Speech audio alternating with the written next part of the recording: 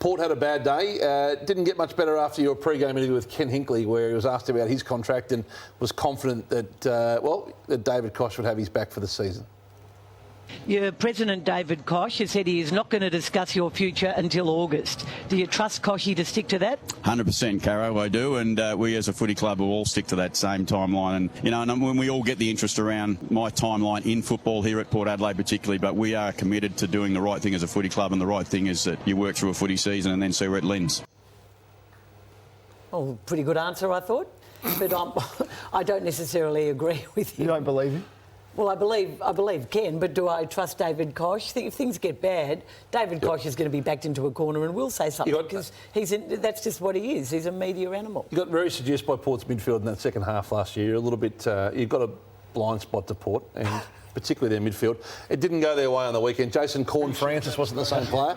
His second efforts weren't there. I know he's had a limited pre-season, but he didn't chase a few times in that court. And you got a fair bit of feedback on this, to be fair, on your social media accounts, as you should have. Yeah, those efforts there, he wouldn't be happy with. That one there? Yeah, no, he wouldn't be happy with that, Hutchy. But what I'll say is, and I know on the rundown you want to rave about Luke Davies-Uniacke later in the show. Go back and look at his highlights in his second season. Do the same for Dustin Martin now, let alone in his second season.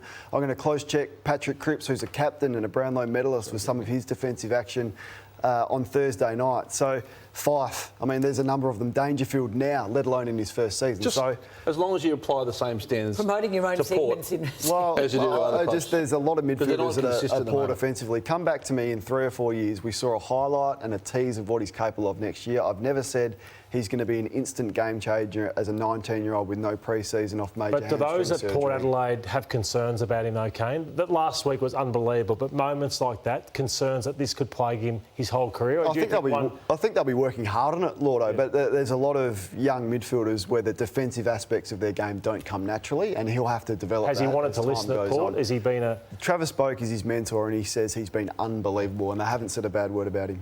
Interesting, you are on Port. We'll get to that in coming weeks, I think. What do you disagree with? Nick Dacos is arguably the best player in the competition at the moment. Many would mount that argument. And the tagging of him on the weekend, or been part thereof, was a fascinating topic in the lead-up.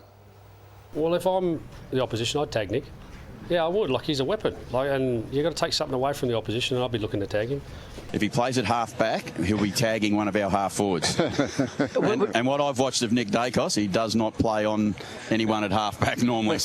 I think Nick won. I do. I think he was pretty good.